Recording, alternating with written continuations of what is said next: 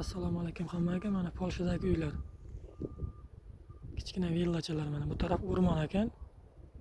Mana bu taraf katta o'rmon mana. Bu taraflarda ham uylar bor ekan mana. Hal qurilyapti endi. Lekin mana bu uylarga besh. Tinch, spokойный joylar ekan mana. Parkovkalar bor ekan bu yerda.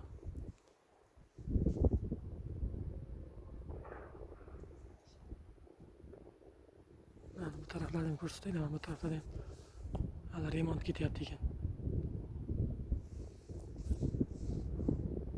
Nima deb o'ylaysizlar? Mana shular necha pul turadi?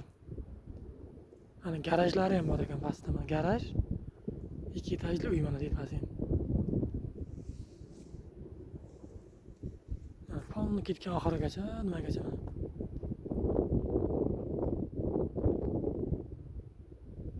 Qiziqqanlar yozsin kommentariyaga necha pul turadi.